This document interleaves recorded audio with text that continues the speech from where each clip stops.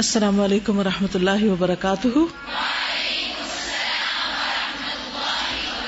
کیا حال ہے سب کا؟ الحمد للہ الحمد للہ. تو ذوالحج کی تیاری پوری ہے یا ابھی سن کے کریں گے؟ بہت سی باتیں تو آپ کو پتہ ہے لیکن ریمائنڈر اچھا ہوتا ہے. آج جب میں تیاری کر رہی تھی تو مجھے اتنا اچھا لگ رہا تھا کہ یہ ساری چیزیں ریمائنڈر کے طور پر دوبارہ سے تازی ہو رہی ہیں. چاہے پتہ بھی ہو پھر بھی دوبارہ دہرانا ضروری ہوتا تاکہ عمل میں تازگی آئے. ٹھیک ہے انشاءاللہ. کرنے کے کام کا پمفلٹ سب کو ملا؟ چلیے شروع کرتے ہیں. نحمده ونصلی علی رسولہ الکریم اما بعد فاعوذ باللہ من الشیطان الرجیم بسم اللہ الرحمن الرحیم رب اشرح لی صدری ویسر لی امری واحلل عقدۃ من لسانی یفقہوا قولی. قرآن مجید میں اللہ سبحانہ وتعالی کا ارشاد ہے والفجر، قسم ہے فجر کی، ولیال عشر، اور 10 راتوں کی، والشفع والوتر، اور جفت اور طاق کی، واللیل اذا یسر، اور رات کی جب وہ چلتی ہے. هل فی ذلک قسم لذی حجر، یقیناً اس میں عقل والے کے لیے بڑی قسم ہے، بہت بڑی گواہی ہے. اللہ سبحانہ وتعالی فجر کے بعد 10 راتوں کی قسم کھا رہے ہیں. 10 راتوں سے مراد ذوالحجہ کی پہلی 10 راتیں ہیں، جیسے کہ ابن عباس، ابن زبیر، مجاہد اور ان کے علاوہ بہت سے سلف اور خلف نے کہا ہے. رمضان المبارک کے بعد ذوالحج کے پہلے 10 دن عبادت کے اعتبار سے بہت ہی اہم ہیں. رمضان گزرنے کے بعد ہماری وہ عادتیں جو ہم نے رمضان میں اختیار کی ہوتی ہیں یا عبادتیں جو ہم نے بہت یکسوئی کے ساتھ اور تندہی سے کی ہوتی ہیں، ان میں کچھ نہ کچھ کمی آنے لگتی. تو یہ اللہ سبحانہ وتعالیٰ کی بہت بڑی رحمت ہے کہ وہ ہمیں دوبارہ ذوالحج کا یہ عشرہ دے کر بہت سی چیزوں کو یاد دلا دیتا ہے اور ایک بار پھر سے عبادت کا شوق پیدا ہو جاتا ہے اور عبادت کی طرف ہم متوجہ ہو جاتے ہیں.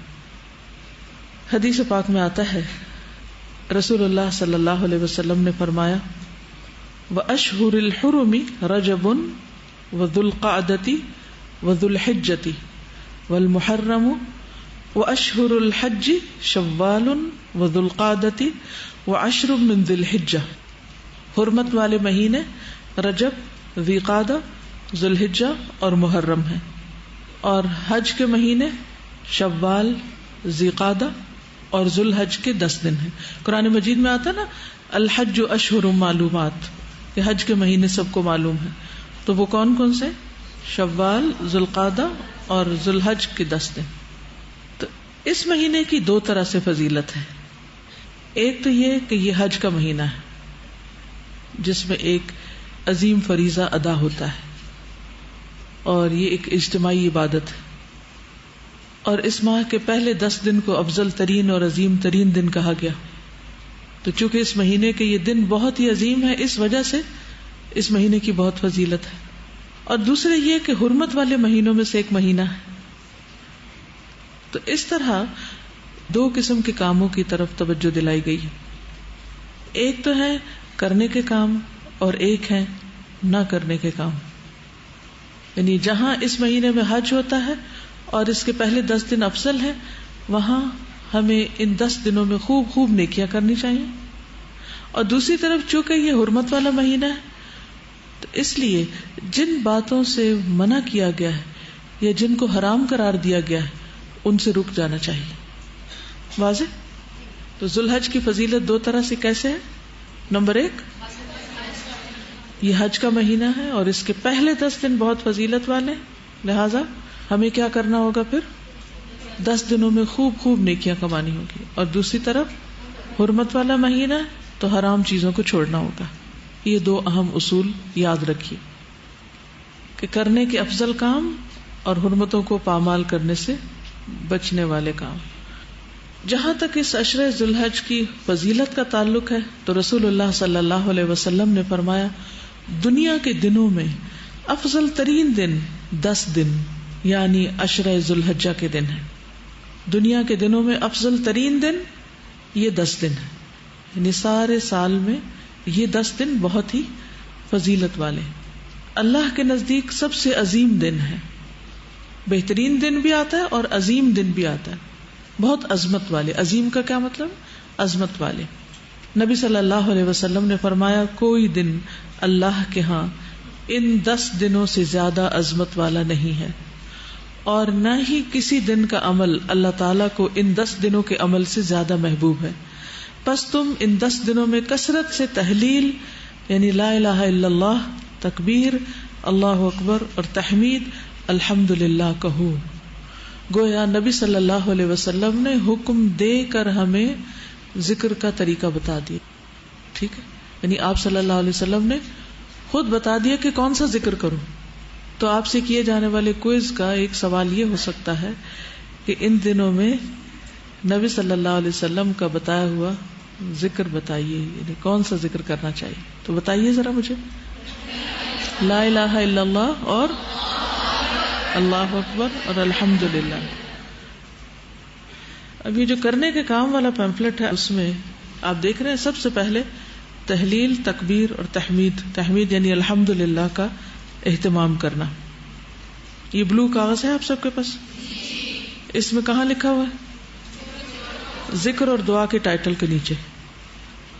کیونکہ ہمیں حدیث یاد نہیں رہتی, ویسے باتیں یاد نہیں رہتی, تو یہ ایک طرح سے آپ کو چیک لسٹ دے دی گئی کہ کیا کیا کرنا ہے, تاکہ جو ہی ذی الحج شروع ہو آپ اپنا کام رائٹ اوے شروع کر لیں, زیادہ سوچنے کی اور دور جانے کی ضرورت نہ ہو. ایک اور روایت ہے, ابن عباس کہتے ہیں کہ رسول اللہ صلی اللہ علیہ وسلم نے فرمایا اللہ تعالیٰ کو کوئی نیک عمل کسی دن میں, یعنی جیسے آج کل پرسوں جو گزر چکا, اس قدر پسندیدہ نہیں جتنا کہ ان دنوں میں پسندیدہ اور محبوب ہوتا ہے, یعنی عشرہ ذی الحجہ میں. یعنی جو بھی کوئی نیک عمل آپ کریں گے اس کا اجر و ثواب کئی گنا زیادہ بڑھ جائے گا.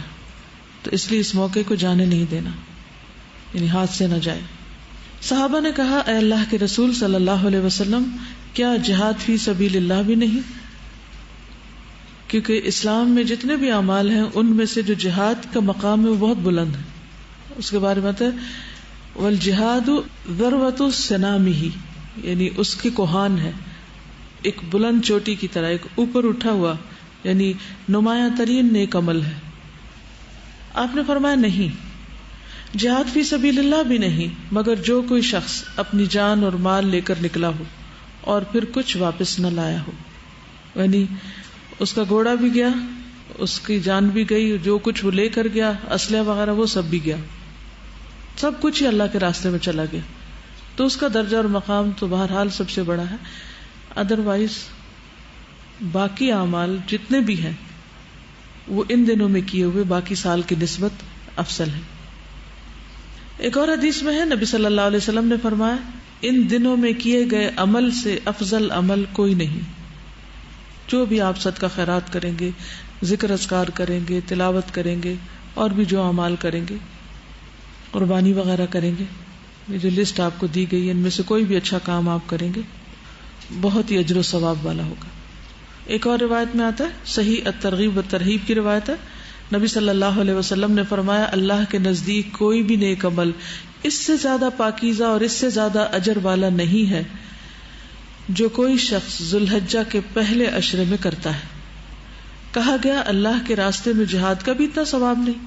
آپ نے فرمایا نہیں, اللہ کے راستے میں جہاد کا بھی اتنا ثواب نہیں, مگر وہ شخص جو اپنی جان اور مال کے ساتھ جہاد کے لیے نکلا اور پھر ان میں سے کچھ بھی واپس لے کر نہ لوٹا, یعنی اسے کچھ بھی نہ ملا دنیا میں سے.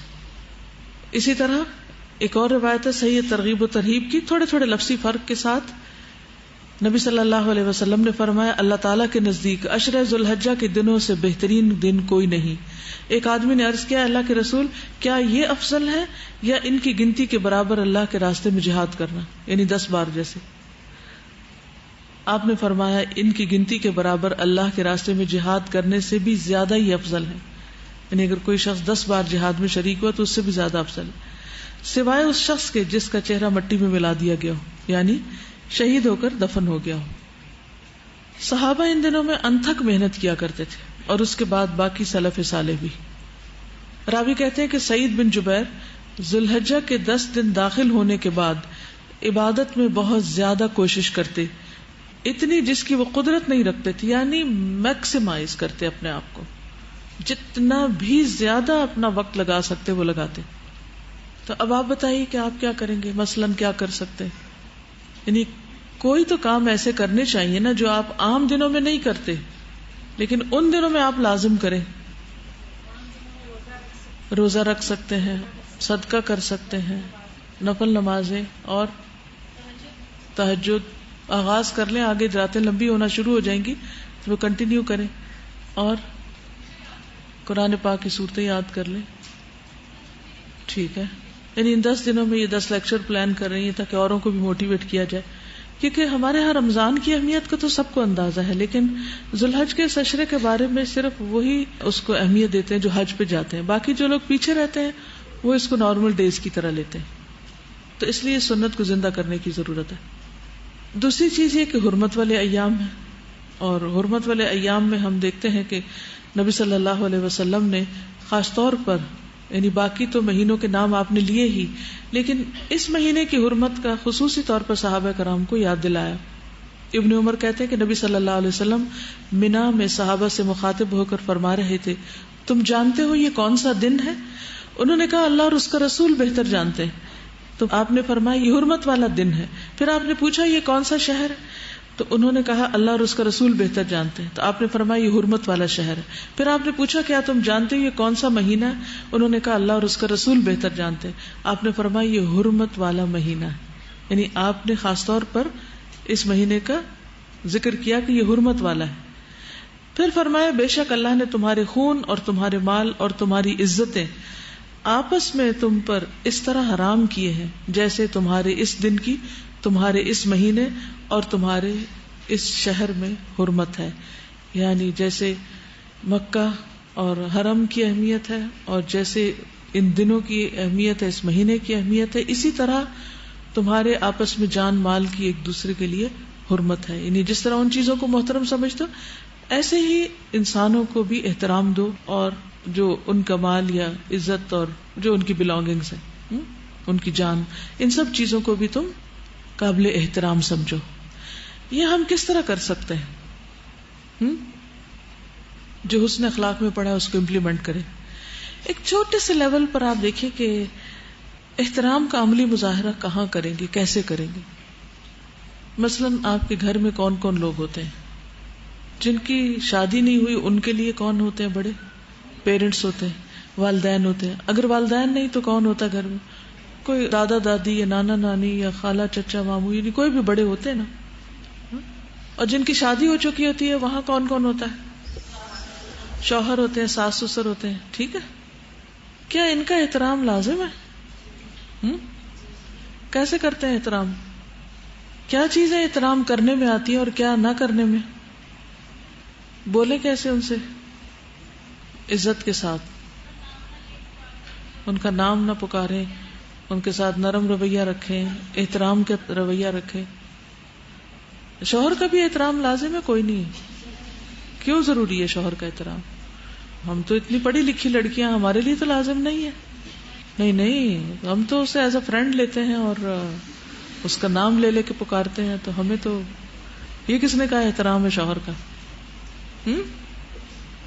اس کے ساتھ جیسے چاہیں بدتمیزی کریں اور جیسے چاہیں بچوں کے سامنے لڑیں، اس سے چیخیں چلائیں، گالی گلوچ کریں، کچھ بھی کریں، سب ٹھیک ہے جی. تو اوبیڈینس اسی کی ہوتی ہے جس کا احترام ہو. فالصالحات قانتات، صالح عورتیں جو فرما بردار ہوتی ہیں. تو جو فرما بردار ہوتا ہے وہی دراصل احترام کرنے والا ہوتا ہے. اگر کوئی کسی کی بات نہ مانے تو اس میں کیا احترام ہے؟ جو ہمارے بزرگ تھے وہ کبھی شوہروں کا نام لے لے کے نہیں پکارتے تھے. آپ اس کو کیا لیگلی جائز بھی ہے، چلے جائز بھی قرار دے لیا، لیکن پھر بھی اللہ سبحانہ تعالیٰ نے شوہر کا درجہ ایک گنا زیادہ رکھا. وَلِلرِّجَالِ عَلَيْهِنَّ دَرَجَةٌ، یہ اللہ کی کہی ہوئی بات ہے جس کو ماننا پڑے گا، کیونکہ اسی میں فائدہ ہے نا. اگر ہم اللہ تعالیٰ کی بات نہیں مانیں گے تو اس میں اللہ تعالیٰ کا تو کوئی نقصان نہیں، ہمارا اپنا نقصان ہے. خواہ مشکل لگے، خواہ جواب ویسا نہ بھی ملے، لیکن ہمارے اوپر اپنی ذمہ داری ہے کہ ہمیں اپنی ذمہ داری نبھانی. تو یہ بھی کرنے کے کاموں میں سے، میرا نہیں خیال یہاں لکھا ہوا کہیں، اس کو ریوائز کرنا پڑے گا. والدین، سسرالی رشتہ داروں اور اپنے رشتہ داروں اور شوہر کا عزت احترام کرنا خدمت خلق میں آ جائے گا، یا اس کے اوپر نام ہی احترام کا دے دیں اس کو، کیونکہ حرمت والا مہینہ احترام کا تقاضا کرتا ہے. دیکھیے ہر انسان کا ٹیسٹ ہے نا، جو اس سے اچھا کرتا ہے اس سے اچھا کرنا تو بہت آسان ہے، لیکن اگر آپ کا شوہر اچھا نہیں کرتا لیکن پھر بھی آپ اپنا فرض پورا کر رہے ہیں، یہ بھی فرض ہے نا. ہم کھانا پکانا فرض سمجھتے ہیں کہ کھانا پکانا ہے، وہ ہمارے کام ہے، کپڑے دھونے، گھر صاف کرنا ہے، وہ ناراض بھی ہو تو کرتے رہتے ہیں، لیکن یہ فرض ادا کرنا اس کو بھول جاتے ہیں کہ یہ بھی اللہ ہی کی طرف سے حکم ہے. پھر اسی طرح عمرو بن احوص کہتے ہیں کہ میں حجۃ الوداع کے موقع پر رسول اللہ صلی اللہ علیہ وسلم کے ساتھ تھا. آپ نے اللہ تعالیٰ کی حمد و ثنا بیان کرنے کے بعد نصیحت کی، پھر خطبہ دیا اور فرمایا یہ کون سا دن ہے جس کی حرمت میں تم لوگوں کے سامنے بیان کر رہا ہوں، یہ کون سا دن ہے جس کی حرمت میں تم لوگوں کے سامنے بیان کر رہا ہوں. 3 دفعہ فرمایا آپ نے. لوگوں نے جواب دیا یا رسول اللہ حج اکبر کا دن ہے. آپ نے فرمایا تمہارے خون، مال، عزتیں ایک دوسرے پر اسی طرح حرام ہیں جیسے آج کا یہ دن تمہارے اس شہر اور اس مہینے میں حرام ہے. جان لو کہ ہر جرم کرنے والا اپنا ہی نقصان کرتا ہے، ہر جرم کرنے والا اپنا ہی نقصان کرتا ہے. کوئی باپ اپنے بیٹے کے جرم اور کوئی بیٹا اپنے باپ کے جرم کا ذمہ دار نہیں ہو. آگاہ ہو جاؤ کہ مسلمان کا بھائی ہے اور کسی مسلمان کے لیے اپنے بھائی کی کوئی چیز حلال نہیں مگر وہ جو خود اپنے نفس سے حلال کر دے، یعنی خوشی سے خود دے دے. اور نبی صلی اللہ علیہ وسلم کی حرمتوں کو پامال نہ کرنے کی عظیم نصیحت ایک اور جگہ پر بھی آتی ہے کہ اس میں نبی صلی اللہ علیہ وسلم نے جب پوچھا تو صحابہ خاموش رہے، اور پھر آپ نے آخر میں یہی فرمایا کہ تمہارے خون، مال اور عزتیں اسی طرح حرام ہیں جس طرح آج کے دن کی حرمت اس مہینے اور اس شہر میں ہے. حضرت حسن کہتے ہیں کہ صبح آدمی ایمان والا ہوگا اور شام کو کافر، یا شام کو ایمان والا ہوگا اور صبح کے وقت کافر. اس کے بارے میں وہ کہتے تھے، یہ حدیث ہے نا کہ فتنوں کے دور میں ایسا ہوگا. تو اس کی وضاحت وہ کیسے کیا کرتے تھے؟ کہتے تھے صبح کو انسان اپنے بھائی کی جان، مال اور عزت کو اپنے اوپر حرام سمجھے گا، لیکن شام کو حلال سمجھنے لگے گا. اسی طرح شام کو حرام سمجھتا ہوگا تو صبح حلال کر لے گا. یعنی ایک چیز جس کی قباحت اور برائی کا اس کو اندازہ ہوگا، احساس ہوگا، پھر اس کے بعد وہ اس کو بہت آسان سمجھ لے گا. تو اب کرنے کے کام کیا ہے؟ سب سے پہلے تو یہ کہ حرمتوں کا پاس رکھنا ہے، ہمیں جان، مال، عزت کی حرمت کا لحاظ رکھنا ہے. یہ مومن کے اوپر لازم ہے نا، اور اس کا تعلق ایمان کے ساتھ ہے، اس کا تعلق ایمان کے ساتھ ہے. ابن عمر فرماتے ہیں کہ ایک مرتبہ رسول اللہ صلی اللہ علیہ وسلم ممبر پر چڑھے اور بلند آواز سے فرمایا، اے لوگوں کے وہ گروہ جو صرف زبانوں سے اسلام لائے ہو، صرف دعوے ہیں اور ایمان ان کے دلوں میں نہیں پہنچا، مسلمانوں کو اذیت مت دو، انہیں آر نہ دلاؤ، یعنی تانے مت دو، ان میں عیوب مت تلاش کرو، کیونکہ جو شخص اپنے کسی مسلمان بھائی کی عیب جوئی کرتا ہے اللہ تعالیٰ اس کی عیب گیری کرتا ہے، اور جس کی عیب گیری اللہ تعالیٰ کرنے لگے وہ ذلیل ہو جائے گا، اگرچہ وہ اپنے گھر کے اندر ہی کیوں نہ ہو.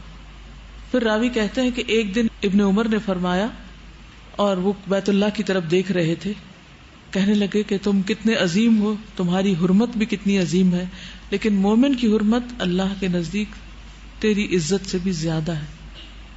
ہم میں سے کون ہے جو بیت اللہ کی عزت تو کرتا ہے لیکن اس درجے کی عزت کسی مسلمان بھائی کی نہیں کرتا؟ کیا ہم اس چیز کو سمجھتے ہیں؟ خانہ کعبہ کی تصویر کو دیکھتے ہیں تو ہمارا دل محبت اور احترام اور عقیدت سے لبریز ہو جاتا ہے. ایسے ہی ہوتا ہے نا، اور ایک دم ہمارے منہ سے نکلتا سبحان اللہ. کسی مومن کو دیکھ کر کتنی دفعہ ایسے ہوا.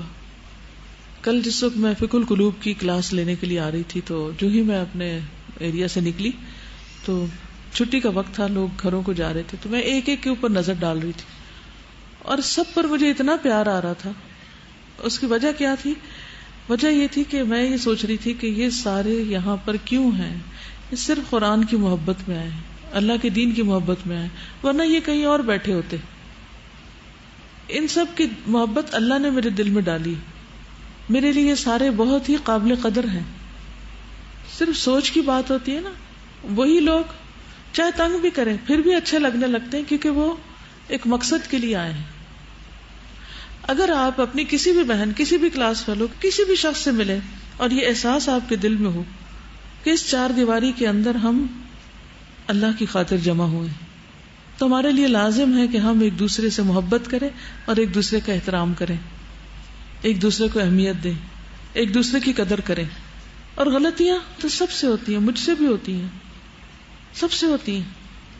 تو کیا ہم چاہیں گے کہ ہماری غلطی کی وجہ سے کوئی ہم سے محبت کرنا چھوڑ دے؟ جن سے آپ محبت کرتے ہیں ان کو بھی تو تنگ کرتے ہیں نا، آپ بھی تنگ کرتے ہیں، وہ بھی آپ کو تنگ کرتے ہیں. لیکن کیا اس کے بعد احترام اور محبت اور عزت اور ایک دوسرے کی قدر چھوڑ دینی چاہیے؟ نہیں. جو بھی شخص آیا ہے اور وہ قرآن پڑھنا چاہتا ہے یا وہ پڑھا رہا ہے یا کسی بھی طرح وہ خدمت کر رہا ہے، وہ سب محبت کے لائق ہیں، کیونکہ اس میں ہمارا کوئی ذاتی مفاد نہیں، صرف اللہ کی خاطر.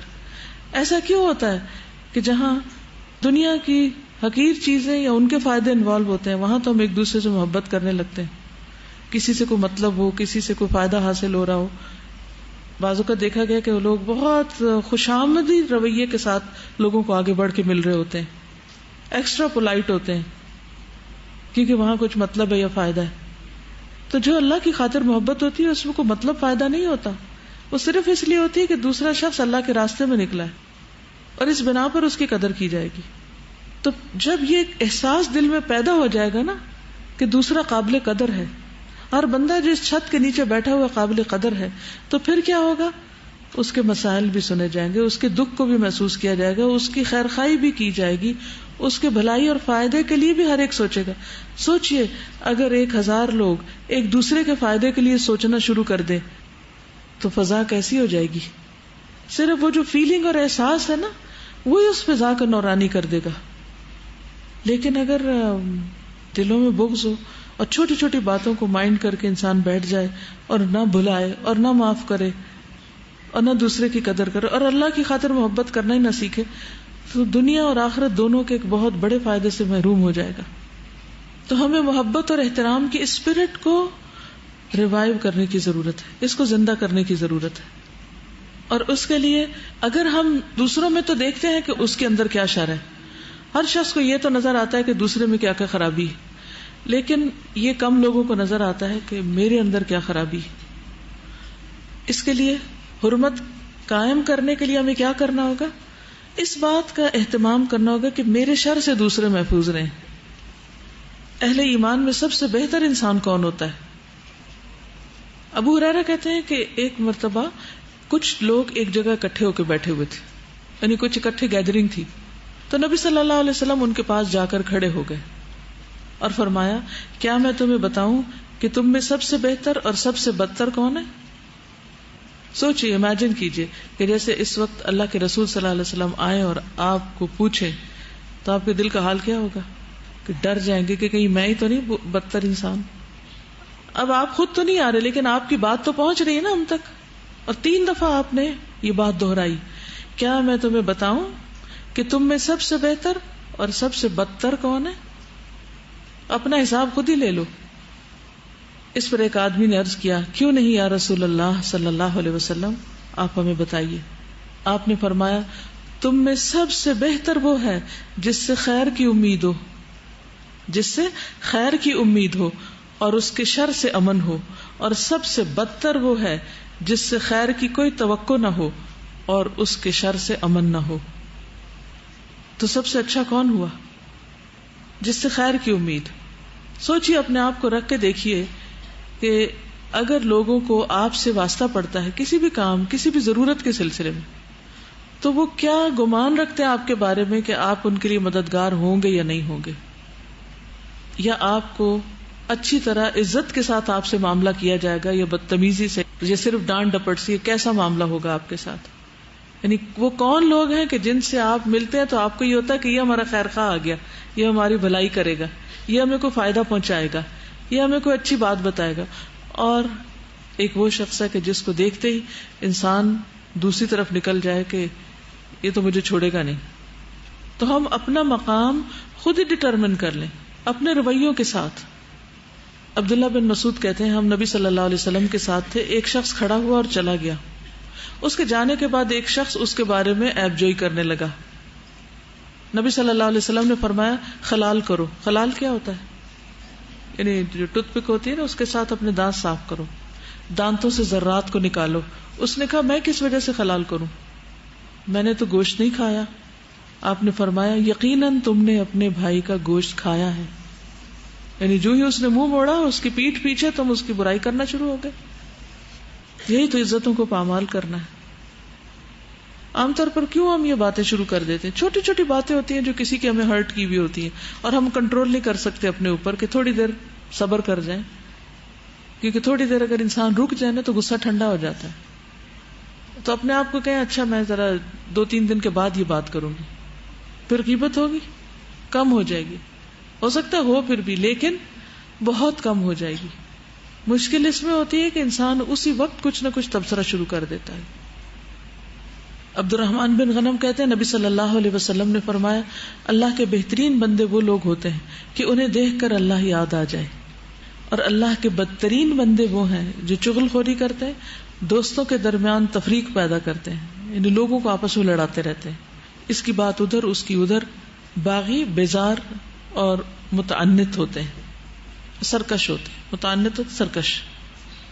سوچئے زندگی میں وہ کون لوگ تھے یا ہیں کہ جن کی وجہ سے آپ کچھ لوگوں سے دور ہو گئے. ایسا ہوتا ہے نا ہر ایک کے ساتھ کہ آپ کے اچھے بھلے تعلقات ہوتے ہیں، بعض اوقات ہسبینڈ وائف کے، پیرنٹس کے ساتھ، بہن بھائیوں کے ساتھ اچھے بھلے تعلقات ہوتے ہیں، لیکن بیچ میں کچھ لوگ ایسے ہمارے خیر خواہ بن جاتے ہیں، نام نہاد خیر خواہ، جو ہمیں صرف دوسروں کی برائیاں چن کے بتاتے ہیں. ان سے کسی خیر کی توقع نہیں ہوتی، کسی کی تعریف کم ہی کریں گے، لیکن انہیں دوسروں کے عیب چننے خوب آتے ہیں، اور پھر وہ چن چن کے آپ کو لا کے بتائیں گے فلاں ایسا ہے، فلاں ایسا، فلاں ایسا. اچھا اس کا نتیجہ کیا ہوتا ہے؟ کیا آپ فرشتے ہیں کہ آپ متاثر نہ ہوں؟ آپ ہوتے ہیں متاثر، چاہے آپ اس کو نکال بھی دیں لیکن کچھ نہ کچھ اثرات رہ جاتے ہیں. اچھا اس کا نتیجہ کیا ہوتا ہے کہ نیکسٹ ٹائم جب آپ اس شخص سے ملتے ہیں جس کی آپ کو بات پہنچائی گئی ہو تو پھر آپ کے دل کا حال کیا ہوتا ہے؟ اللہ یہ کہ آپ بہت ہی کوئی کبھی ایمان والے ہیں کہ آپ ان ساری باتوں کو باہر نکال دیں. بہت سی خرابیاں صرف نام نہاد دوستوں میں ہوتی ہیں جنہوں نے لوگوں کی برائیاں کرنے پر دوستی کر رکھی ہوتی کہ ہم تمہارے بڑے خیر خواہ ہیں، ہم تو زمانے بھر کی خرابیاں لا کے تمہیں بتائیں گے، تمہیں ویل انفارمڈ رکھیں گے. وہ ہر ایک کے صرف عیب چنتے ہیں. یعنی کسی شخص کی دن رات کی محنت میں سے اگر کوئی 2 باتیں ٹھیک نہیں لگی جو کہ بہت نارمل ہے، اس کو ہائی لائٹ کر دیں گے اور باقی ساری خیر بلا دیں گے. تو پھر ایسے لوگ خواہ بظاہر کتنی بھی خیر خواہی کے دعوے کرتے ہوں، کیا واقعی وہ خیر خواہ ہیں جنہوں نے آپ اور آپ کے دوستوں کے درمیان پھوٹ ڈالی، آپ کے رشتوں کو خراب اور برباد کیا، آپ کے تعلقات کو بگاڑا؟ تو پھر کیا ایسے لوگوں سے دوستی رکھنی چاہیے یا ایسے لوگوں کی قدر کرنی چاہیے؟ پھر قیس بیان کرتے ہیں کہ عمرو بن العاص چند ساتھیوں کے ساتھ جا رہے تھے، ایک مردہ خچر پر سے گزرے جو پھول گیا تھا. انہوں نے کہا اللہ کی قسم کوئی اس میں سے پیٹ بھر کر کھا لے. کس میں سے بتائیے باقی لوگ؟ مردہ خچر میں سے. کبھی روڈ سائڈ پہ پڑے ہوتے ہیں نا مردہ بھینس یا خچر یا کتا یا کوئی، یہ اس سے بہتر ہے کہ کسی مسلمان کا گوشت کھا لے، یعنی غیبت کرے. اتنا گندا فعل ہے. تو اگر عشرہ ذی الحج میں ہم اس مہینے کی حرمت کو قائم کرتے ہوئے انسانوں کی حرمت کا خیال رکھیں اور پورے کانشیسلی اپنے اوپر کنٹرول رکھیں کہ ہم نے کسی کی برائی نہیں دوسرے کے سامنے جا کے کرنی، تو ہی باقی نیک اعمال فائدہ دیں گے. ورنہ کیا ہوتا ہے کہ ہم نیک اعمال تو بہت سارے کر لیتے ہیں لیکن اپنی زبان سے دوسروں کو اذیت دینا نہیں چھوڑتے، جس کے نتیجے میں ادھر ہم نیکیاں جمع کر رہے ہوتے ہیں اور دوسری طرف وہ نیچے پیندے میں ہول کر کے کیا کرتے ہیں، وہ ساری کی ساری ساتھ کی ساتھ گراتے چلے جاتے ہیں. حضرت ابو ہریرہ کہتے ہیں کہ ہم رسول اللہ صلی اللہ علیہ وسلم کے ساتھ چل رہے تھے، ہم 2 قبروں کے پاس سے گزرے، آپ کھڑے ہو گئے، ہم بھی آپ کے ساتھ کھڑے ہو گئے. آپ کا رنگ بدلنے لگا یہاں تک کہ آپ کی آستین کپ کپانے لگی، یعنی یہ جو قمیض کی جو آستین تھی وہ ہلنے لگی، یعنی آپ کا جسم کانپ رہا تھا، یہ مطلب تھا. ہم نے عرض کیا اللہ کے رسول صلی اللہ علیہ وسلم آپ کو کیا ہو گیا، یعنی آپ کے اوپر یہ لرزہ کیوں طاری ہو گیا؟ آپ نے فرمایا کیا تم وہ نہیں سن رہے جو میں سن رہا ہوں؟ تو ہم نے عرض کیا اللہ کے رسول صلی اللہ علیہ وسلم وہ کیا بات ہے؟ آپ نے فرمایا یہ 2 آدمی اپنی قبروں میں سخت عذاب دیے جا رہے ہیں، اور ہلکے گناہ کی وجہ سے. ہم نے عرض کیا وہ کس سلسلے میں؟ آپ نے فرمایا ان میں سے ایک تو پیشاب سے نہیں بچتا تھا، یعنی طہارت کا اہتمام نہیں کرتا تھا، استغفر اللہ، اور دوسرا اپنی زبان سے لوگوں کو اذیت پہنچاتا تھا، تکلیف پہنچاتا تھا، اور ان کے درمیان چغلیاں کرتا پھرتا تھا، ادھر کی بات ادھر لگائی، ادھر کی ادھر، فلاں نے ایسا کیا، فلاں نے ایسا کیا. بھئی آپ پر عمل بالمعروف اور نہی عن المنکر نہیں واجب؟ آپ کیسے خیر امت بن سکتے ہیں اگر آپ خود نہیں روکتے کسی کو، اور لا کے صرف چغلیاں کرنا آپ نے کام بنا رکھا ہے؟ یعنی آپ خود کسی کو نہیں منع کر سکتے کہ بھی غلط کام ہے مت کرو؟ کیا صحابہ اسی طرح اصلاح کرتے تھے کہ ایک سیشن چغلیوں کا رکھتے تھے کہ سارے شہر کی لوگوں کی خبریں لا کے آپ کو دیں اور بیٹھ کے ایک کی شکایتیں لگائیں، دوسرے کی لگائیں، تیسرے کی لگائیں؟ کیا اس سے اصلاح ہوتی ہے یا مزید بگاڑ ہوتا ہے؟ اس سے احترام بڑھتا ہے یا بے احترامی کی فضا ہوتی ہے؟ اللہ نے ہمیں بھی عقل دی ہوئی ہے، خود بھی سولوشن سوچنا چاہیے کہ ایک شخص اگر غلط کام کیے چلے جا رہا ہے تو میں دیر اینڈ دین اس کو بتاؤں کہ یہ ٹھیک نہیں ہے. جو دماغ عیب چننے میں لگ سکتا ہے، کیا وہ دماغ اسلام میں نہیں لگ سکتا؟ کوئی اگر یہ کہ نہیں مجھے تو پتہ ہی نہیں کیا کرنا ہے اور کیسے کرنا ہے. کیوں نہیں پتا؟ اس لیے کہ ہم پتہ کرنا ہی نہیں چاہتے. پھر اسی طرح بدگمانی، آپ نے فرمایا سب باتوں سے زیادہ جھوٹی بات ہے. پھر ٹو لگانا، عیب تلاش کرنا، یعنی سامنے نظر نہیں بھی آتے تو کیوریس ہو کے چھپ چھپ کے پوچھنا، اور ایک دوسرے سے نفرت کرنا، بغض رکھنا، جس سے آپ نے منع فرمایا لا تقاطعوا ولا تدابروا ولا تباغضوا ولا تحاسدوا، تم ایک دوسرے سے قطع تعلق ہی نہ کرو، ایک دوسرے سے روگردانی نہ کرو، منہ نہیں پھیرو، ایک دوسرے سے بغض نہ رکھو، نہ ایک دوسرے سے حسد کرو، تم سب آپس میں بھائی بھائی ہو جاؤ جیسا کہ اللہ نے تمہیں حکم دیا. یہ صحیح مسلم کی حدیث. پھر اسی طرح ظلم نہ کرنا. پھر اسی طرح سب سے بڑا سود ربا کیا ہے کہ انسان کسی مسلمان کی عزت سے ناحق کھیلے. رسول اللہ صلی اللہ علیہ وسلم نے یہ بھی فرمایا کہ اگر کوئی آدمی تمہارے کسی برے فعل پر جسے وہ جانتا ہے تمہیں آر دلائے تو تم اس کے عیب کو جسے تم جانتے ہو تانا مت دینا، کیونکہ اس چیز کا وبال اسی پر ہوگا جو برا کر رہا ہے. پھر غصہ کی طاقت رکھنے کے باوجود غصہ کنٹرول کر لینا. یعنی طاقت رکھنے کا مطلب کیا ہے کہ آپ سے چھوٹے ہیں، آپ ان کو خوب سنا سکتے ہیں، آپ مختلف طرح سے اپنا غصہ ظاہر کر سکتے ہیں، لیکن اس کو پی جانا. پھر گالی گلوچ اور بدزبانی سے بچنا. نبی صلی اللہ علیہ وسلم نے فرمایا مومن کو گالی دینا ہلاکت میں پڑنے والی بات ہے، یعنی خود کو ہلاک کرنے والی بات ہے. ایک اور جگہ پر آپ نے فرمایا 2 گالی گلوچ کرنے والے 2 شیطان ہیں، ایک دوسرے کی آبرو ریزی کرتے ہیں اور جھوٹ بولتے ہیں، کیونکہ جو وہ دوسرے کو لقب دے رہے ہیں وہ اس کا اہل تو نہیں ہوتا. جیسے لوگ کہتے ہیں نا، مثلا حرام کہہ کے گالی دیتے ہیں، فلاں تو حرام زیادہ ہے، ایسے کہتے ہیں نا، تو یہ جھوٹ نہیں ہے؟ کتنا بڑا جھوٹ ہے.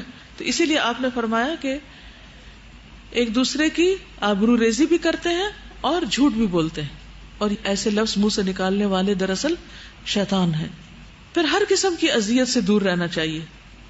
حضرت سعد کہتے ہیں میں نے نبی صلی اللہ علیہ وسلم کو یہ فرماتے ہوئے سنا کہ اگر تم میں سے کوئی شخص مسجد میں تھوک دے تو اسے چاہیے کہ اسے چھپا دے، یعنی کوئی گندی چیز نظر آئے تو اس کو مٹا دے، چھپا دے، تاکہ وہ کسی مسلمان کے جسم یا کپڑوں کو لگ کر اس کی اذیت کا سبب نہ بن جائے. یعنی آپ نے نہیں تھوک پھینکی لیکن آپ دیکھ رہے ہیں اور آپ کو پتا ہے کہ کسی دوسرے کو لگ جائے گی، تو کیا کرنا چاہیے؟ اس کو چھپا دینا چاہیے، صاف کر دینا چاہیے. پھر اسی طرح قطع رحمی سے بچنا، اور خاص طور پر اس ذی الحج کے عشرے میں آپ نے روٹھے ہوئے رشتہ داروں کو منانا ہے جا کے. اور عید کا دن تو بہت ہی اچھا موقع ہے. رسول اللہ صلی اللہ علیہ وسلم نے فرمایا بنی آدم کے اعمال ہر جمعرات کی رات کو پیش کیے جاتے ہیں، اور کسی قطع رحمی کرنے والے کے اعمال قبول نہیں کیے جاتے. جو رشتوں کو کاٹے ہوئے ہو اس کے عمل قبول ہی نہیں. نبی صلی اللہ علیہ وسلم نے فرمایا جس نے قطع رحمی کی یا جھوٹی قسم کھائی وہ مرنے سے پہلے اس کا وبال دیکھ لے گا. کیا کہا میں نے؟ جس نے رشتوں کو کاٹا یا جھوٹی قسم کھائی وہ مرنے سے پہلے اس کا وبال دیکھ لے گا. تو اس لیے جھوٹ بولنا یا جھوٹی قسم کھانا کوئی معمولی چیز نہیں ہے. پھر اسی طرح اگر رشتہ دار ظالم بھی ہوں تو بھی ان سے صلہ رحمی کرنی چاہیے، ان کی مدد کرنی چاہیے. نبی صلی اللہ علیہ وسلم نے فرمایا ظالم رشتہ دار پر مہربانی کرو. ٹھیک ہے، مسند احمد کی روایت ہے کہ تم کیا کرو؟ ظالم رشتہ دار پر مہربانی کرو. یعنی اگر اس نے ظلم کیا ہے تو جب موقع آئے تو تم اس کے ساتھ اچھا کر لو. پھر اسی طرح خادموں پر زیادتی سے بچنا. اگر کوئی اپنے غلام کو ظلماً پیٹے گا تو قیامت کے دن اس وجہ سے اس کو بیڑیاں پہنائی جائیں گی. پھر اپنے شر سے پڑوسیوں کو بچانا، اپنے کولیگز کو، اپنے ساتھیوں کو. آپ نے 3 دفعہ قسم کھا کے فرمائی کہ وہ ایمان والا ہی نہیں جس کے شر سے اس کے پڑوسی محفوظ نہ ہوں. تو اس کے لیے اگر ہم سے کوئی ایسی چیز ہو جائے تو پھر کیا کرنا چاہیے؟ جانے انجانے میں اگر کوئی ایسا ظلم ہو جائے تو پھر کیا کرنا چاہیے؟ معافی مانگ لینی چاہیے اور دعا مانگنی چاہیے. دعا کیا ہے؟ وہ سوری کارڈ کے اوپر لکھی ہوئی ہے نا. نبی صلی اللہ علیہ وسلم ایک اور دعا بھی مانگتے تھے، اللہم انما محمد بشر. اے اللہ محمد ایک بشر ہے صلی اللہ علیہ وسلم. کما یغضب البشر، جیسے انسان غضبناک ہوتے ہیں ان کو بھی غصہ آ جاتا ہے. وانی قد اتخذت عندک عہدا لن تخلفنیہ، اور میں تجھ سے عہد کرتا ہوں اور تو ہرگز وعدے کا خلاف نہیں کرتا. فأیما مؤمن آذیتہ او سببتہ او جلدتہ فاجعلها له کفارۃ وقربۃ تقربہ بہا الیک یوم القیامہ. پس جس مومن کو میں تکلیف دوں یا اس کو برا کہوں یا اسے سزا دوں تو اس سزا کو اس کے لیے رحمت اور پاکیزگی اور قرب کا ذریعہ بنا دے کہ وہ اس وجہ سے قیامت کے دن تیرے قریب ہو جائے. یہ دعا ہے. ٹھیک ہے، اس کو اگر آپ اپنی ڈائری پر لکھ لیں، یعنی جو دعائیں آپ اکثر مانگتے ہیں نا تو وہاں یہ لکھ کے رکھ لیں یا کوئی اسٹیکر بنا کے اپنے سامنے لگا لیں کہ اللہ میں انسان ہوں، مجھے غصہ آ جاتا ہے. اور پھر جب غصہ آ جاتا ہے تو انسان بھول جاتا ہے کہ اس نے کیا کہنا ہے کیا نہیں. نبی صلی اللہ علیہ وسلم سے تو خیر یہ بات بعید تھی، لیکن پھر بھی آپ اس قدر محتاط تھے. تو جو متقی انسان ہوتا ہے، تقوی والا، وہ ایسا ضرور اہتمام کرتا ہے. تو کون کون لکھ لے گا؟ جی آپ سب. چلیے اگر کوئی اس مجلس میں نہیں ہے مثلاً اور وہ آپ کے ساتھ بہت غصہ کرتا ہے تو آپ کیا کریں گے اس کے لیے؟ نہیں، اس کے لیے تو کریں گے لیکن آپ اس کو یہ دعا لکھ کر دے دیں گے کہ یہ آپ لگا لیجئے تاکہ آپ جو دوسروں سے زیادتی کرتے رہتے ہیں تو اپنا کفارہ بھی ساتھ ہی کریں. کیونکہ اس میں اعتراف ہے، اور جب انسان اعتراف کرتا ہے تو پھر کیا ہوتا ہے؟ جب اعتراف کر لیتا ہے انسان تو پھر اللہ تعالیٰ اس کو معاف کر دیتا ہے، اور آئندہ انسان اور محتاط بھی ہوتا ہے کہ مجھے یہ نہیں کرنا. جی آپ فرمائیں. تو جس پر ہم نے غصہ کیا تو غصہ اسی وقت کرتے ہیں جب وہ برا کام کرے یا برا لگ رہا ہو، پھر غصہ کرتے ہیں نا. تو پھر اسی کو ہی دعا دیں گے اللہ اس کو اپنے قریب کر لے، تو پھر اگلی دفعہ وہ اس کی بھی اصلاح ہو جائے گی. اس میں بہت بڑا فائدہ. دیکھیں جب ہم کسی کو یہ دعا دیں گے اللہ تو اس فلاں بندے کو اپنے قریب کر لے، جس نے آپ کو تنگ کیا آپ اسے کہہ رہے ہیں اللہ اس کو اپنے قریب کر لے، تو کیا اس کا عمل تبدیل ہوگا یا نہیں؟ اس کا رویہ اور اخلاق بھی بدلنے لگے گا کیونکہ آپ اس کے لیے دعا کر رہے ہیں، اور وہ بھی ٹھیک ہو جائے گا، اور پھر وہ آپ کو ہی نہیں اوروں کو بھی تنگ نہیں کرے گا. اور ایک بندہ 10 کو تنگ کرتا ہے، 10 اس کے لیے دعا کرے تو پھر کیا ہوگا؟ وہ ٹھیک ہو کے ہی رہے گا انشاءاللہ. ہوتا پتہ کیا ہے، جب ہمیں کوئی ایسا کرتا ہے نا تو ہم صرف اس کو لان تان کرتے ہیں، برا بھلا کہتے ہیں، اس کے لیے اچھا نہ سوچتے ہیں، اور وہ مشہور ہو جاتا ہے. وہ کہتا ہے میں تو ہوں ہی ایسا، میں تو یہی کروں گا، کیونکہ اس کی وہ آئیڈینٹی بن گئی ہے وہ خرابی. ہم یعنی غیبت کے بارے میں پڑھتے بھی ہیں، اس پہ عمل کی بھی ارادہ کر لیتے ہیں اور کوشش بھی کرتے ہیں اپنی طرف سے، اور پکے پکے وعدے بھی کر لیتے ہیں، سب کچھ کر لیتے ہیں.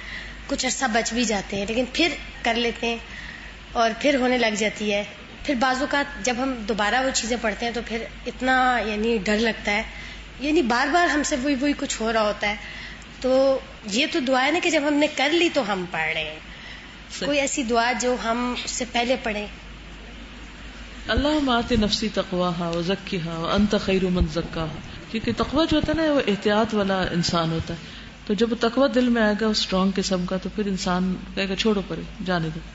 اور ایمان کی مضبوطی، تو ذو الحج کے اس مہینے میں چونکہ یہ افضل ایام ہے تو اس میں ہمیں افضل اعمال بھی کرنے ہیں. تو اعمال میں سب سے افضل عمل کیا ہے؟ ایمان ہے. لیکن ہمارا ایمان بعض اوقات ناقص ہوتا ہے، اس میں کمیاں ہوتی ہیں، تو اس کو درست کرنے کی ضرورت ہے. اور اس میں سب سے بہترین ایمان کون سا ہے؟ جس میں کوئی شک نہ ہو. یعنی شک نہ ہو کا مطلب کیا ہے کہ اللہ کے بارے میں، اس کے رسول کے بارے میں، اس کی کتاب، ہر کسی بھی چیز کے بارے میں شک نہ ہو. جب انہوں نے کہا قرآن میں کوئی شک نہیں لا رہے بفی، تو پھر اس میں جو بات آ گئی ہم نے مان لی. اگر اس میں کوئی چیز بتائی گئی کہ یہ تمہارے لیے نقصان دہ، تو ہمیں سخت نقصان دہ سمجھے، اس کو زہر پینے سے بھی زیادہ نقصان دہ سمجھے. تو انشاءاللہ جب یہ یقین، ایمان دراصل کیا یقین کی قوت ہے جو انسان کو پھر اللہ کے ڈر سے دوسرے برے کاموں سے روکتی. پھر آپ دیکھیے کہ یہ اس وقت انسان بچ سکتا ہے ایسی چیزوں جب اس کے اندر عفو درگزر کا مادہ ہو. تو ایک حدیث میں صبر کرنا اور عفو درگزر کرنا افضل ایمان بتایا گیا. افضل الایمان الصبر والسماحہ، کہ یہ ایمان کا حصہ ہے. پھر اسی طرح حسن اخلاق کو ایمان بتایا گیا. آپ سے پوچھا گیا اللہ کے رسول صلی اللہ علیہ وسلم کون سا ایمان افضل ہے؟ آپ نے فرمایا حسن اخلاق. وہ ایمان کا پوچھا، آپ اسے حسن اخلاق بتا رہے ہیں. پھر 70 سے اوپر کچھ شعبے ہیں اور سب سے افضل شعبہ لا الہ الا اللہ کرنا ہے. تو ان دنوں میں آپ خوب لا الہ الا اللہ پڑھیں گے. پھر اسی طرح تقدیر پر راضی ہونا، اللہ کے فیصلوں کو الزام نہ دینا کہ میرے لیے ایسا کیوں کر دیا. پھر کون سا اسلام افضل ہے؟ جو یکسو ہو اور آسان ہو. افضل الاسلام الحنیفیۃ السمحۃ. کون سی نماز افضل ہے؟ اول وقتی. تو ان دنوں میں ہم نے کیا کرنا ہے انشاءاللہ؟ پھر اول وقت پہ نماز کی عادت دوبارہ سے اپنی ٹھیک کرنی. پھر اس کے بعد کون سا عمل؟ والدین کے ساتھ نیکی کرنا. اور پھر اس کے بعد جہاد فی سبیل اللہ. پھر با جماعت نماز جو ہے مردوں کے لیے، ایک روایت میں 25 اور ایک جگہ 27 گنا کا اجر بتایا گیا. پھر جمعے کے دن کی فجر کی با جماعت نماز، حدیث میں آتا ہے اللہ کے ہاں سب سے افضل نماز جمعے کے دن فجر کی نماز ہے جسے با جماعت ادا کیا جائے. اس میں کون سی 2 سورتیں پڑھی جاتی ہیں؟ سورۃ السجدہ اور الدہر. پھر افضل نماز وہ جس میں لمبا قیام ہو. اب جمعے کے دن کی افضل نماز وہی ہوگی نا، اسی کی ہوگی جو پہلی رکعت میں السجدہ پڑھے اور دوسری میں الدہر پڑھ لے، تو لمبی ہو جائے گی، قیام لمبا ہوگا. پھر اسی طرح تہجد کی نماز، فرض نماز کے بعد افضل نماز تہجد کی نماز ہے، یعنی نوافل میں، رات کے پچھلے پہر میں یا نصف رات میں. لیکن ایسا کرنے والے بہت تھوڑے ہیں. نبی صلی اللہ علیہ وسلم نے فرمایا داؤد علیہ السلام کی نماز تہجد سب سے افضل تھی. وہ آدھی رات تک سوتے، پھر تہائی رات جاگتے اور چھٹا حصہ پھر سو جاتے. پھر فرض کے علاوہ گھر میں نفل نماز پڑھنا یہ بھی بہت افضل ہے. نوافل میں تہجد کے علاوہ اور کون سے نوافل کا آپ اہتمام کریں گے؟ چاشت، اشراق وغیرہ. اس کا فائدہ کیا ہے؟ کیا فائدہ اس کا؟ سارے اعضاء کا، سارے جوڑوں کا صدقہ ہے. پھر عورت کا کمرے میں نماز پڑھنا صحن میں پڑھنے سے افضل ہے. پھر مسجد نبوی اور مسجد حرام میں نماز پڑھنا، کیا فائدہ ہے اس کا؟ کتنا ہے؟ مسجد حرام میں نماز پڑھنے کا کتنا فائدہ ہے؟ 1,00,000 نمازوں کا. اور مسجد نبوی میں 1,000 کا. پھر روزے رکھنے ان 10 دنوں میں انشاءاللہ، یعنی عید کے دن تو نہیں رکھنا لیکن 9 تاریخ تک. داؤد علیہ السلام کا روزہ سب سے افضل تھا، 1 دن رکھنا اور 1 دن نہ رکھنا. یہ بھی آپ کر سکتے ہیں اگر ہمت کم ہے، اور اگر زیادہ ہے تو آپ پورے 9 دن کے رکھ لیں. اس لیے کہ رسول اللہ صلی اللہ علیہ وسلم نے فرمایا رمضان کے بعد سب سے افضل روزے اللہ کے مہینے محرم کے روزے ہیں.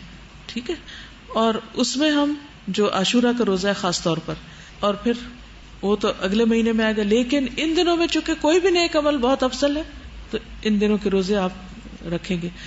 پھر اور کون سا عمل ان دنوں میں کرنا چاہیے جس کے لیے یہ مہینہ خاص طور پر؟ حج کرنا. جی، تو حج میں کون سا حج افضل ہے؟ جس میں بلند آواز سے لبیک پکارنا اور خون بہانا، یعنی زیادہ قربانی کرنا. نبی صلی اللہ علیہ وسلم نے کتنی کی تھی؟ 100 قربانیاں کی تھی. پھر مالی صدقات دینا، ان میں سب سے زیادہ افضل اپنے اہل و عیال پہ خرچ کرنا ہے، گھر والوں کو دینا، ان کی ضروریات پوری کرنا. اس رشتہ دار کو دینا جو پوشیدہ دشمنی رکھتا ہے، کیا کریں گے بتائیے؟ کسی رشتہ دار کا نام سوچ لیا آپ نے؟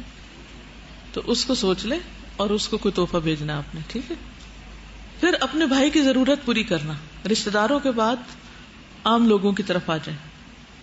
رسول اللہ صلی اللہ علیہ وسلم نے فرمایا افضل عمل مومن کو خوشی دینا ہے، کہ تم اس کے سطر کو ڈھانپ دو یا اس کی بھوک کو سیر کر دو یا اس کی ضرورت پوری کر دو، یعنی کسی کی کوئی بھی ضرورت پوری کرنا، کھلانا پلانا پہنانا.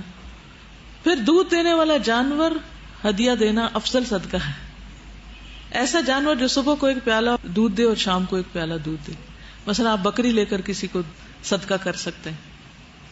پانی پلانا، یہ لکھ لیجئے، یہ جو آپ کا ایک کاغذ ہے نا، یہ جہاں صدقہ لکھا ہوا ہے اس میں پانی کوئی نہیں لکھا ہوا، لکھیے اس میں پانی. یہ جنرل باتیں لکھی ہوئی ہیں. پانی پلانا، کپڑا یا کھانا دینا، دودھ پلانا. اگر آپ کے پاس بکری نہیں ہے یا کوئی ایسی چیز نہیں دے سکتے کسی کو تو دودھ کا صدقہ کر سکتے ہیں. کوئی کنواں کھدوا سکتے ہیں. افضل صدقہ جو حضرت سعد کو آپ نے بتایا تھا وہ کیا تھا؟ آپ نے کہا تھا کہ کنواں کھدوا دو کیونکہ وہاں پانی کی ضرورت تھی. اور اس وقت جو بلوچستان میں زلزلے کا علاقہ ہے وہاں پر لوگوں کی حالت کافی خراب ہے. 50% علاقہ جو وہ ایک طرح سے ختم ہو چکا ہے اور بہت سے لوگ فوت بھی ہو گئے ہیں اور کھانے کو نہیں، پانی نہیں، اور سانپ کاٹ رہے ہیں. آج صبح ہی بتایا گیا کہ سانپ کے کاٹے کا جو ٹیکا ہے وہ اس کی ضرورت ہے، اس کے لیے پیسے چاہیے. تو وہاں پر بھی آپ کر سکتے ہیں، ان کے لیے پانی بھیجنے کا بھی آپ کر سکتے ہیں. پھر اسی طرح اللہ کی راہ میں کچھ دینا فی سبیل اللہ. مثلاً آپ قرآن پاک کی تعلیم کے لیے کچھ خرچ کرتے ہیں، یا پھر اللہ کے راستے میں خیمے کا سایہ مہیا کرنا. اب اگر خیمہ نہیں، اگر کسی چھت کے نیچے بیٹھ کے اللہ کی کتاب پڑھ رہا ہے تو بھی اللہ کے راستے میں ہے. پھر اللہ کے راستے میں خادم دینا، یعنی اپنے بچے یا اپنے کسی بھی عزیز کو جو یعنی اللہ کے دین کی خدمت کے لیے وقت دینا. مثلا آپ کے پیرنٹس جنہوں نے اپنی بیٹیوں کو بھیجا ہوا ہے، دن رات یہاں کام کرتی ہیں، 12 گھنٹے ڈیوٹی کرتی ہیں، تو وہ ان کو کہیں کہ اپنی نیت اچھی کر لیں کیونکہ یہ آپ کی طرف سے ایک صدقہ بھی ہے. کسی کی سیلری پے کر دینا، جو لوگ کام کر رہے ہیں ان میں سے کسی کی سیلری دے دینا. یا ایسی اونٹنی دینا جو اونٹ کے قابل ہو، مثلا سواری کا انتظام کر دینا. کسی کے آنے جانے کا کرایہ جو ہے وہ دے دینا. بہت سے لوگ دے بھی رہے ہیں الحمدللہ دوسرے اسٹوڈنٹس کے لیے. یعنی کسی دین کے خادم کو بہترین اونٹنی دینا جو ہے یہ بہترین صدقہ ہے. اونٹنی سے مراد یہ ہے کہ کوئی بھی سواری کا انتظام کرنا. پھر اسی طرح یہ ہے کہ تندرستی کی حالت میں کیا گیا صدقہ، کہ جب آپ بیمار نہیں ہیں، کچھ بھی نہیں، اور ایسا صدقہ کرنا جو خود کو محتاج نہ کر دے، یعنی کچھ اپنے لیے بھی رکھنا. بہترین تو کیا ہے کہ جیسے 3 حصے کر دے. ایک تو انسان اپنے اسی کام میں انویسٹ کرے، ایک لوگوں کو دے دے یعنی جہاں جہاں بھی دینا ہے، اور ایک اپنی ذات کے لیے رکھے. پھر معاملات میں بہترین صدقہ کیا ہے؟ صلح کرانا. انشاءاللہ آپ لوگ جب عید پر جائیں گے یا عید کا موقع ہوگا تو ضرور ایسے لوگوں سے ملنے کے لیے جائیں کہ جو آپ سے ناراض ہیں یا آپ ان سے ناراض ہیں، خود ہی جا کے صلح کر لیں. ابو ہریرہ کہتے ہیں نبی صلی اللہ علیہ وسلم نے فرمایا آدم کے بیٹے نے کوئی ایسا عمل نہیں کیا جو نماز باہمی صلح کروانے اور حسن اخلاق سے بہتر ہو، یعنی بہترین عمل ہے. پھر اپنے بھائی کو خوش کر دینا، اس کا بھی ہنر آنا چاہیے نا، اس کا بھی طریقہ آپ کو پتا ہونا چاہیے کہ آپ کس طرح دوسرے کو خوش کر سکتے ہیں. کیا خیال ہے آپ کا؟ کیسے خوش کر سکتے ہیں؟ مثلا کسی کو راستہ دے دینا، کوئی جلدی میں ہے، کوئی گاڑی پیچھے سے آ رہی ہے تو آپ اس کو کہتے ہیں اچھا تم آگے نکل جاؤ. یا کوئی بزرگ لائن میں کھڑا ہے، آپ اس سے آگے تو آپ اس کو آگے کر دیتے ہیں، تو اس سے کتنی خوشی ہوگی اس کے دل کو. تو چھوٹے چھوٹے نیکی کے کام ہر جگہ ہوتے ہیں جہاں آپ کو دوسروں کو خوش کر سکتے ہیں. پھر اگر خوش نہیں کر سکتے تو پریشانی دور کر دیں، پریشانی دور ہوگی تو بھی خوش ہو جائے گا. نبی صلی اللہ علیہ وسلم نے فرمایا مومن کو خوش کرنا، اس کا قرض ادا کرنا، اس کی ضرورت پوری کرنا، اس کی کسی مصیبت کو دور کرنا افضل اعمال میں سے. پھر اسی طرح افضل جہاد کون سا ہے؟ اللہ عز و جل کی خاطر تمہارا اپنے نفس اور خواہش سے جہاد کرنا. اپنے نفس اور خواہش سے. نفس کی خواہشات بعض اوقات انسان کو بہت ذلیل کر دیتی ہیں، بندوں کی نگاہ میں بھی اور اللہ کی نگاہ میں بھی. مثلاً حرام تعلقات جو ہیں ان کو ختم کر دینا، حرام دوستیوں کو ختم کرنا، یا کوئی بھی ایسی خواہش آپ کے دل میں ہے جس کی وجہ سے آپ اللہ کی عبادت میں لطف نہیں پا رہے، تو ان چیزوں کو اپنی زندگی سے نکال دینا. پھر اللہ کے کون سے بندے افضل ہیں؟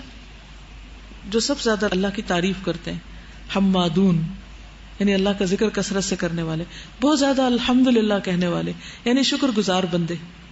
پھر وہ جن کے اخلاق سب سے اچھے ہوں، پھر جن کے اعمال سب سے اچھے ہوں، کثرت سے تسبیح کرنے والے، تکبیر کہنے والے، تحلیل کرنے والے، سچی زبان والے، دوسروں کو اپنی تکلیف سے بچانے والے، اللہ کے راستے میں جان اور مال لگانے والے، اللہ کے راستے میں بہادری سے لڑنے والے. پھر طاقتور مومن کمزور مومن سے بہتر، تو اپنی صحت پر توجہ دینا، اپنی سستی اور غفلت کو دور کرنا. پھر لوگوں میں رہ کر ان کی اذیتوں پہ صبر کرنے والے، یہ مومن بہت افضل ہیں. اچھا، ہمیں ذرا سی کسی سے تکلیف پہنچتی ہے تو ہمارا پہلا ری ایکشن کیا ہوتا ہے؟ ہم جا رہے ہیں کٹی. آپ دیکھیے جہاں جا رہے ہیں نا وہاں بھی یہی ہونا ہے. میں لکھ کے دیتی ہوں آپ کو، اس لیے کہ ہر انسان کے اندر خیر بھی اور شر بھی، اور بعض اوقات دوسرا انٹینشنلی نہیں بھی آپ کو تکلیف دیتا لیکن آپ کو پہنچ جاتی کیونکہ آپ سینسیٹیو ہیں کسی خاص چیز سے. اگر اس وقت میں یہ آپ سے پوچھوں کہ لوگوں کی کون کون سی چیزیں آپ کو تکلیف دیتی ہے تو ہر ایک کے پاس ایک لسٹ ہوگی. کیونکہ ابھی ریسنٹلی میں فیصل آباد گئی ہوئی تھی تو وہاں میں نے یہ ایکٹیویٹی کروائی. میں نے کہا کوئی ایک چیز بتائیں کہ جو آپ کو دوسروں میں اچھی نہیں لگتی. تو وہ باتیں کھل کے سامنے آئیں جو عام طور پر واقعی پائی جاتی، تو وہ بھی ہم جیسے لوگ کر رہے ہوتے ہیں نا. تو میں نے ان کو ایک ہی حل بتایا، جو بات دوسروں میں اچھی نہ لگے وہ خود میں سے نکال دے. یعنی ہو سکتا ہے جو کوئی بتا رہا ہے کسی کی اچھی نہیں، وہ ہماری ہی شاید بتا رہا ہو، تو ہم اس کو دور کر دیں تو یعنی کہ سب معاملہ ٹھیک ہو جائے گا. رسول اللہ صلی اللہ علیہ وسلم نے فرمایا، وہ مومن جو لوگوں کے ساتھ رہتا ہے اور ان کی اذیتوں پر صبر کرتا ہے اس مومن سے افضل ہے جو لوگوں کے ساتھ نہیں رہتا اور ان کی اذیتوں پر صبر نہیں کرتا. پھر اسی طرح وہ شخص جو دنیا سے بے پرواہ ہو، اس کے اندر لالچ نہ ہو، یعنی بے نیاز ہو اور لوگ اس کو معمولی انسان سمجھتے ہو. پھر اسی طرح نبی صلی اللہ علیہ وسلم کے صحابہ میں سے ایک شخص بیان کرتے ہیں کہ رسول اللہ صلی اللہ علیہ وسلم نے فرمایا، ممکن ہے کہ دنیا پر کوئی انتہائی حقیر آدمی غالب آ جائے اور اس وقت لوگوں میں افضل مومن وہ ہوگا جو دو کریمین معزز لوگوں کے درمیان ہوگا. یعنی اپنا عمل اور اپنا رویہ حقیر اور گھٹیا لوگوں کی طرح نہیں کرے گا، بلکہ اپنی کمپنی اور اپنی مجلس اچھی رکھے گا. کیونکہ عام طور پر جو ٹرینڈ ہو جاتا ہے نا جس قسم کا، تو پھر سب لوگ اس کو فیشن بنا لیتے، چاہے وہ گھٹیا حرکت ہو. مثلاً کون سی گھٹیا حرکت فیشن بنی ہوئی ہے جس کو بے سوچے سمجھے پڑھے لکھے ان پڑھ دیندار بے دین سب اختیار کیے بیٹھے؟ کوئی بتائے گا؟ ہاں، دوسروں کے بارے میں تو ڈسکس کرتے ہیں ہم جو بھی کرتے ہیں، لیکن خود اپنے بارے میں کچھ چیزوں کا خیال نہیں رکھتے. میں آپ سب سے یہ ریکویسٹ کروں گی کہ آپ شیشے کے سامنے کھڑے ہو کر اپنے اپنے لباس دیکھیے، اپنے چاک دیکھیے اور اپنی لیگز کو دیکھیے جو رکوع کرتے وقت پوری کی پوری ننگی ہو جاتی ہیں. اچھے بھلے پڑھے سمجھدار لوگ، ان کو بالکل احساس نہیں کہ لون کی شلواروں میں جسم جھلکتا نماز ہوتی نہیں. ان کو احساس ہی نہیں کہ جو پجامے پہنے ہوئے اور جس طرح چاک اوپر تک آئے ہوئے، جو ہی رکوع کرتے ہیں وہ قمیض نیچے لٹک جاتی ہے اور پوری کی پوری ٹائٹ ہپس، یہ جسم کا حصہ دکھانا جو یہ حرام میں آتا ہے. بے دریغ ہم حرام اپنے جسم کا دکھاتے رہتے ہیں. تو اب چھٹیاں ہونے والی ہیں، اس میں اپنے لباس درست کر لیجئے. یعنی کتنی گھٹیا سی حرکت ہے نا کہ اپنے جسم کے چھپے ہوئے حصے لوگوں کو دکھانا. یہ گھٹیا نہیں ہے؟ کیا خیال ہے؟ معزز حرکت ہے. اپنے جسم کے قابل شرم حصوں کو، پوشیدہ حصوں کو دوسروں کے سامنے، جو نہیں بھی دیکھنا چاہتے ان کے سامنے بھی. یہ غض بصر میں سے آتا ہے نا، جب بھی نظر پڑتی ادھر دیکھو تو ادھر نظر پڑ جاتی، ادھر دیکھو ادھر نظر پڑ جاتی. یعنی دل میں کراہت بھی آ رہی ہوتی لیکن کدھر دیکھے انسان جب سب نے یہی پہننا شروع کر دیا. ٹخنے تک ننگے اور بازار میں پھر رہے ہیں ہم. اگر ویسے ننگے نہیں تو جو ہی پاجامہ پہن کے آپ بیٹھیں گے کرسی پر تو کیا ہوگا؟ پنڈلیاں ننگی ہوگی یا نہیں ہوگی؟ لازمی ہوگی. لیکن کس کو احساس ہے کہ نماز نہیں ہوئی تو کیا ہو؟ شیشے کے سامنے نماز جیسے پڑھتے ہیں اس طرح پڑھ کے خود کو دیکھیے. نہیں نماز کی حالت میں تو نہیں دیکھ سکتے لیکن اسی طرح رکوع کر کے دیکھیے، سائڈ سے دیکھیے کیا نظر آ رہا ہے. شاید آپ کوئی اور نہ بتا سکے. اور کیا اس حال میں نماز ہو رہی ہے؟ کیا اس حال میں بھائی کے سامنے جاتی ہوں، اس حال میں باپ کے سامنے جاتی ہوں، اس حال میں نان محرم کے سامنے جاتی ہوں؟ کیا ہو گیا میری عقل کو؟ کیسے اللہ کو منہ دکھاؤں گی؟ ابھی ریسنٹلی ایک مجلس میں کسی نے بتایا ان کو یہ اور یہ اور یہ پریشانی ہے، بہت بڑی پریشانی بھی تھی، ساتھ ہی کہنے لگی میں نے آج تک کوئی گناہ نہیں کیا ہے، حق کا بکر ہے کہ میں نے کہا کون یہ دعویٰ کر سکتا ہے میں نے آج تک کوئی گناہ نہیں کیا؟ تو اس سے کیا پتہ چلتا ہے؟ اتنی بھی سمجھ نہیں ہے کہ ہم اپنے گناہوں کو دیکھ سکیں. تو جب ہر وقت ہمارے دل میں یہ خیال ہو کہ میں تو گناہ گار ہی نہیں ہوں، اور یہ نعوذ باللہ اللہ تعالیٰ ظلم کر رہا ہے کہ ہمیں آزمائش میں اس نے ڈال دیا ہے، تو پھر توبہ کیسے کریں گے، رجوع کیسے کریں گے؟ وظیفے کے طور پر تو شاید آیت کریمہ پڑھیں لیکن سمجھ کے نہیں پڑھیں گے. پھر ذکر کی کثرت، تو افضل ذکر لا الہ الا اللہ، پھر سبحان اللہ و بحمدہ، پھر سبحان اللہ والحمد للہ ولا الہ الا اللہ واللہ اکبر، پھر 100 مرتبہ یہ کلمہ پڑھنا لا الہ الا اللہ وحدہ لا شریک لہ لہ الملک و لہ الحمد وہو علی کل شیء قدیر. جس نے یہ پڑھا صبح کے وقت 10 غلام آزاد کرنے کے برابر ثواب ملتا ہے اس کو، 100 نیکیاں لکھی جاتی ہیں، 100 برائیاں مٹائی جاتی ہیں، اور اس دن کے لیے شیطان سے حفاظت کا ذریعہ بن جاتا ہے.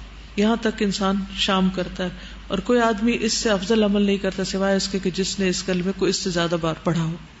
پھر اسی طرح سبحان اللہ عدد ما خلق، سبحان اللہ ملء ما خلق، سبحان اللہ عدد ما فی الارض والسماء، سبحان اللہ ملء ما فی السماء والارض، سبحان اللہ ملء ما خلق، سبحان اللہ عدد ما احصى کتابہ، سبحان اللہ ملء کل شیء.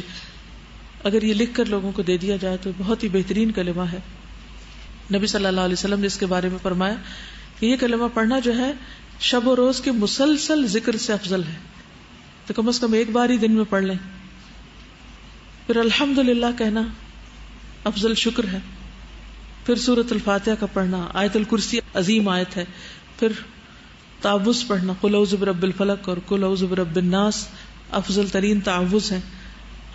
پھر عشرہ ذی الحج میں سے 10 ذی الحج 10ویں کا دن ایک بہترین دن ہے. نبی صلی اللہ علیہ وسلم نے فرمایا دنیا کے دنوں میں بہترین دن 10 دن عشرہ ذی الحج ہیں. اس مہینے کا 10واں دن جو ہے جس میں قربانیاں ہوتی ہیں وہ دن بھی بہت افضل ہے، اور اس دن کا سب سے افضل عمل کیا ہے؟ خون بہانا، قربانی کرنا. تو اللہ تعالیٰ سے دعا ہے کہ وہ ہمیں عمل کی توفیق عطا فرمائے. جہاں تک قربانی کا تعلق ہے تو یہ ایک CD ہے عید الاضحیٰ کیسے منائیں، اس میں قربانی سے متعلق اور دیگر بھی لیکچرز ہیں. پھر افضل ایام میں افضل اعمال، جیسے آج کا لیکچر دیا، اس میں کچھ چیزیں میں نئی اضافہ کی ہیں، باقی پچھلی ہیں. یہ لیکچر بھی موجود ہے. بہت سے لوگوں کو پتہ ہی نہیں ہے، آپ ان کو اگر گوشت بھیجیں یا عید کے گفٹ دیں تو اس میں آپ یہ CDs دے سکتے ہیں. پھر عید کا کارڈ بھی ہے، تکبیرات کا یہ چھوٹا کارڈ بھی ہے، اپنے گھر میں لگا لیں تاکہ یاد رہے. پھر انگلش میں بھی عشرہ ذی الحج کے کرنے کے کام جس میں قربانی اور باقی چیزیں بھی آتی ہیں. اردو میں بھی یہ پمفلٹ ہے، اس میں بھی کئی اور چیزیں موجود ہیں جن کو وقت کی کمی کی وجہ سے میں نے ایڈ نہیں کیا. اس پہ قربانی کے بارے میں بھی لکھا ہوا ہے مزید.